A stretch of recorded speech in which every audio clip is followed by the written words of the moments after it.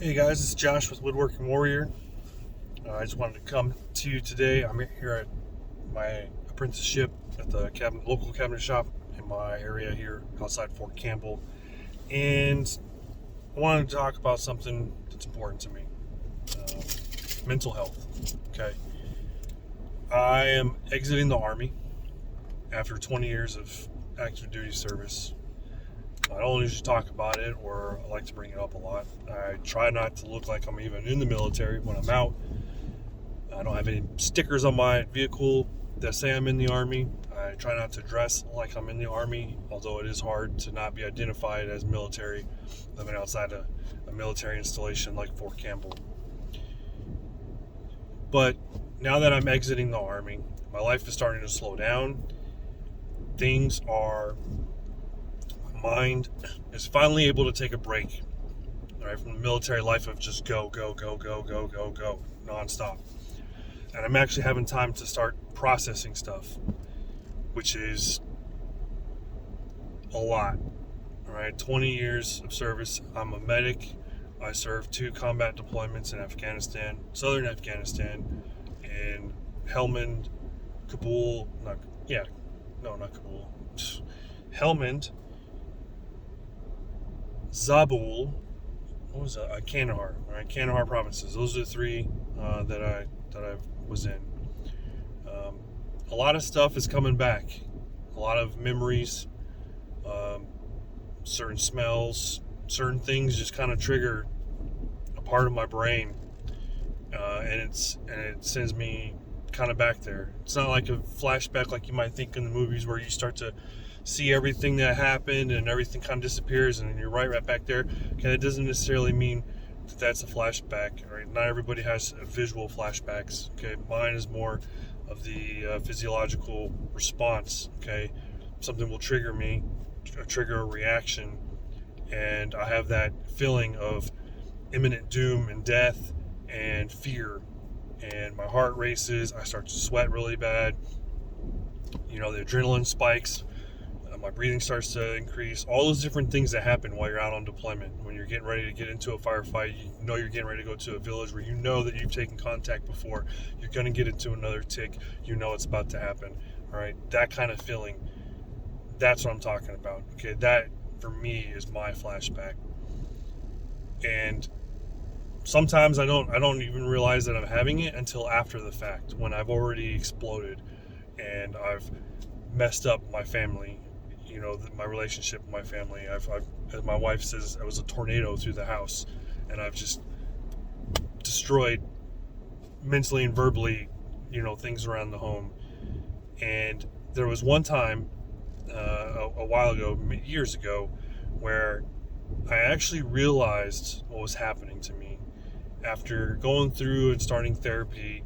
I was about to go play laser tag with my son, and before I got out of the car, I just had that sense of of doom, of fear, of anxiety, like going on out on patrol, knowing that I'm about to get shot at again.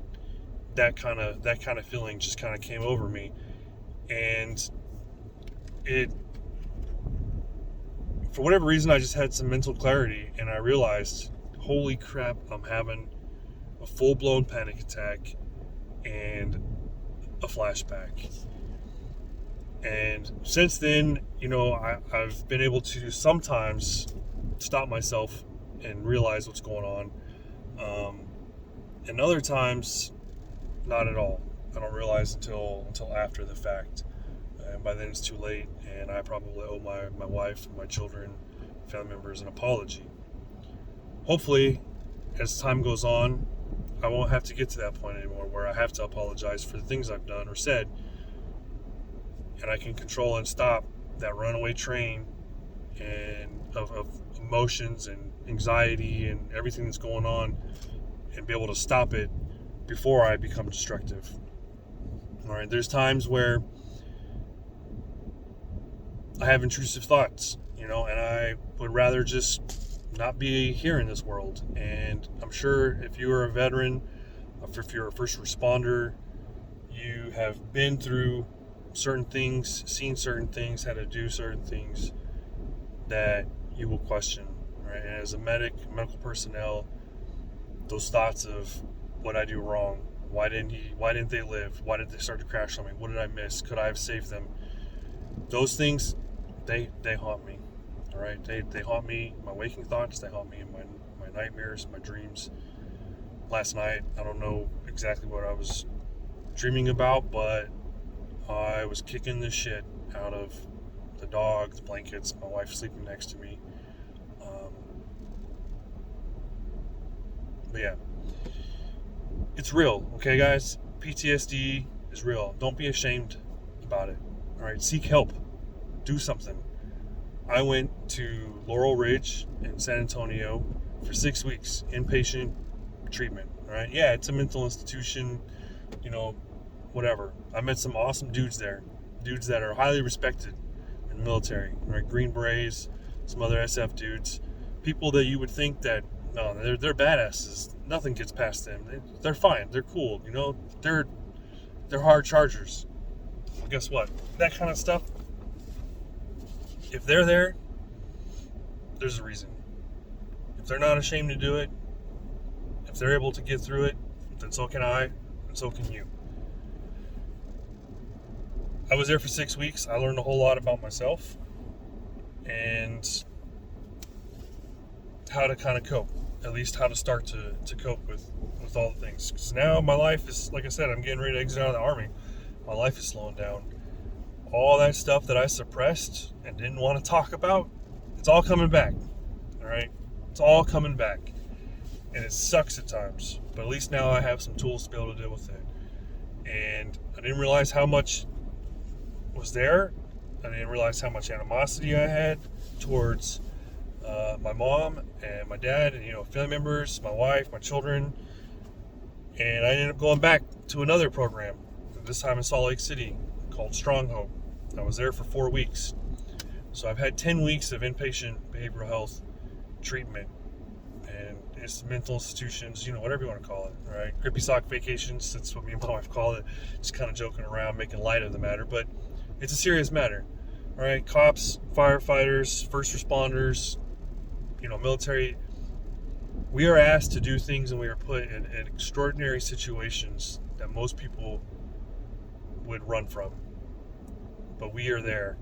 There's been plenty of times where I would much rather be back in Afghanistan getting shot at, dealing with somebody whose legs are blown off, than have to talk about my emotions or deal with what's going on back home with my family. Seriously.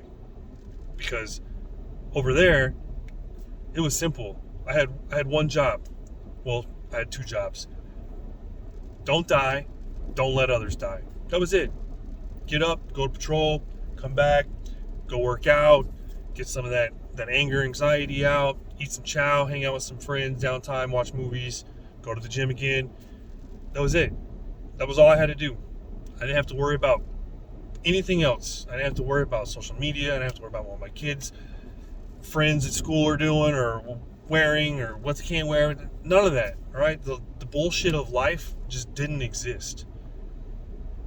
And then you come back here to the States. You come back home, and you have all these different things just coming into your life that make things difficult and hard, and it becomes overwhelming, and you can't deal with it. And you'd rather be back there, right? Getting in firefights, getting that adrenaline, because nothing makes you feel alive like being shot at, all right? That's a fact. Anybody who's been in a tick will tell you the same thing. It's the things that happen afterwards, when your body starts to calm down, when you start to second guess yourself, when you come back and you have to deal with family and friends, right? And as you get out of the Army or the military, Marines, Air Force, well, maybe not the Air Force, well, maybe PJs and, rescue swimmers and like the Navy and stuff like that. But yeah, Air Force, come on. You guys don't do anything. All right. That's just some inter-service rivalry going on. If you've been into a situation where it is traumatic and you relive it over and over and you have reactions, you got to deal with it. Deal with it before it eats you up, because it becomes a poison inside you and it starts to destroy you. Right? And then once you can't hold on to it anymore, it starts to destroy everybody around you. And I don't want you to get to that point, because I got to that point. And then I had to go get help because I was too proud to get help. I don't have a problem. I don't have PTSD. You know, I'm hard. I can do it. I grew up in the hood. I'm good. I wasn't good. Okay, I needed help. I went and got help. It takes more courage to go get help than it does to just sit there and ignore it. Right? And if you're a family member or a friend of somebody who's dealing with this stuff, from personal experience, I hate being asked questions why I'm feeling this way. So just give them space, right? Really, seriously, just give us space. We want to be left alone. We know when we're wrong. We know when we screwed up, okay? We know we have to apologize. But just leave us alone. Give us some time and some space, because we want to be alone. We want to be left alone. We're beating ourselves up inside. Just please don't beat us up also, okay? We already feel like crap. When you're in the military, or if you're maybe a police, maybe some firefighters, when you're surrounded by people who you know have your back, right? And I'm not talking about just like good friends. I'm talking about ride or die, help you bury the body type friends, all right? It's just an expression, all right? I'm not talking about doing that kind of stuff, but you know what I mean. People like in that movie where Ben Affleck goes up to that friend, I don't remember the actor's name, right? And he's like, what'd he say? I need your help. We're going to go hurt some people. You can never ask questions. The only response should be, like in the movie, whose car are we taking? Right? Those kind of friends. Those are the type of people that when you're deployed, you're surrounded by. I'm not talking about just a couple of people. I'm talking about like a platoon, a battalion, a company, all right? Surrounding you. Everybody has your back that way. Ride or die, help you bury the bodies type of people. That mentality. When you come out into the civilian world, man, it is not like that. It is hard to find friends who you know will have your six, who have that same type of mentality. Quality over quantity. And you start to second guess yourself. You start to look at different things, right? You start to have those thoughts where maybe this isn't the world for me. I'm not useful anymore. I don't have a purpose. I don't know what I'm doing with my life. I get it. I understand it, right? I've had the same thoughts. I understand why people do it. I really do. I understand it. I'm not going to do it because it's the easy way out. And I know it's the easy way out. And I don't want my children to think that it's their fault, that they could have done something to stop me from going that route. Because it is a permanent solution to a temporary problem, right? Everything will pass. If you're a person of faith, whatever your religion, you can use that to kind of help you. I'm not religious at all, so I don't really have that in my life. I don't really need it. I have other things, right? For me, my own personal therapy has been woodworking, which is why I'm doing an apprenticeship, right, outside Fort Campbell and Clarksville at a cabinet shop, because I want to learn how to do more of that stuff on a much larger production level scale. Because I want to expand my own woodworking. For me, it's good. Doing something with your hands, right? Sanding sucks when it comes to woodworking, but that repetitive motion of just back and forth, right? I'm telling you, today, that's why I'm making this video. Today is literally sanding. We have a huge kitchen we're doing. It's 130 different doors and drawer faces, right? Total, 130. It's a lot of sanding. That's all I'm doing today. Sanding back and forth. And let me tell you, I'm having some stuff come back, which is why I'm making this video, because it's important, right? But I'm in there, I'm listening to a podcast, on mental health.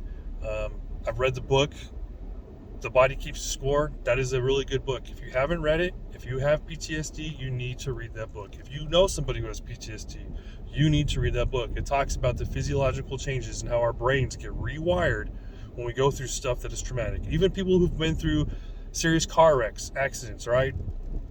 Whiteout conditions pile up on the highway. Lots of people, getting killed, injured, that kind of stuff. You can have PTSD from that, right? It doesn't mean that you can only have PTSD from combat. That's not the case. You can have PTSD from other things. It's a traumatic situation that you've been through. But that book describes and explains what the physiological changes are going, how your brain is rewired, and how you don't even know it, but your body is reliving that experience over and over, and you're having those physical changes and reactions in your body, and you don't even know it. You don't even know that your body thinks that it's reliving that experience, even though you know visually, and you can hear and you can see and you can smell that you're not there in that situation. But your body doesn't know that. Your brain doesn't know that. It's telling you you're back in that exact moment, and so your body is going through all those different changes that you went through when you lived through that traumatic experience. It's important, people. Mental health is important. And for me, woodworking has helped me. All right. If you are struggling, vets, if you are struggling, find yourself a hobby. It doesn't have to be woodworking, but do a trade. Do something. You know, HVAC, electrical, plumbing, I don't know, construction. Do something with your hands so that you can feel that sense of accomplishment that you're kind of yearning for, because you can see the fruits of your labor, right? You can see what's going on. I can see what I've built, right? I think that's why a lot of vets end up doing woodworking, because, well, we're working by ourselves. We don't have to deal with a lot of people. We don't have to talk to a lot of people. I get to build something. I get to see what I'm doing. I get to have that immediate, positive reinforcement of what I'm doing. I get to see my mistakes that I'm making, and I get to correct my mistakes, and I'm constantly thinking and problem solving. So in that sense, it's really good for me. So find yourself a hobby, something that does that takes your mind off of all the other crap that we think about when our brains and our lives start to slow down, so that we don't end up in a grave somewhere with people crying because we decided that we didn't want to be around anymore. Find yourself a hobby. Read some books. Get out there. Right? Find a group of people. Find some vets. I don't know. I met a really awesome dude at Laurel Ridge, and he wants to do, a men's type therapy where it is like automotive, woodworking, welding, stuff like that. And turn into a nonprofit, and hopefully that comes to fruition. For me, I would really love to be part of, that program. He's already asked me, but to expand on it, do some stuff where we help, wounded warriors and vets and things like that, and maybe, there's home renovation channels or TV things. Maybe it's geared just towards vets, people that are, vets that are in hard times that could use a kitchen remodel. And in the shop, we have other vets that are learning how to do woodworking and things like that then in turn build this kitchen and then install it and put it into another vet's home who's in need of it. So everybody is getting something out of it. And it's just a rewarding experience, and you get to work with the people that, like I said, when you're deployed, who you knew had your back, people that you can trust and rely on, right? Who take hard situations and move forward through them instead of shying away from them and trying to retreat back, right? Those kind of people. So I know I've been on a rant, for a little bit, but I just wanted to make this video because it's important to me, and I want to incorporate the mental health aspect of how woodworking has helped me through my journey and through the journey of healing with mental health issues. And it's really helped. And doing this YouTube thing and doing woodworking on the side, it helps me. It's rewarding for me. The experience of just doing it is almost more beneficial than any money that I could receive from doing that type of work. But hopefully working at this cabinet shop after I get out will also help continue that self journey, that self-awareness and healing that I'm going through. And don't skip out on your appointments. All right, make your appointments, go to your appointments, talk to your therapist, all right, talk to your psychologist, your psychiatrist. Get yourself taken care of. All right. So I'm gonna eat my lunch now because it's a lot of my lunch period here. But I just want to talk to you, and I want to put this video out there. All right. Love you guys. Do something positive. Oh, one last thing. If you see somebody who you know has PTSD and they're just kind of sitting there just staring off, and they got that 1,000-yard stare that people talk about, right? Just check on them. They're obviously going through something. They're thinking about something. They're probably gonna tell you they're fine, even though we're not fine. But just ask them if they're doing all right. If you can do something for them, all right? If they need a hug, they just need someone to talk to. Just listen. You don't have to respond. You don't have to give, your side of it, your viewpoint of it. Just listen. Sometimes that's all we need is just someone to listen to us. All right. Anyways, stay frosty.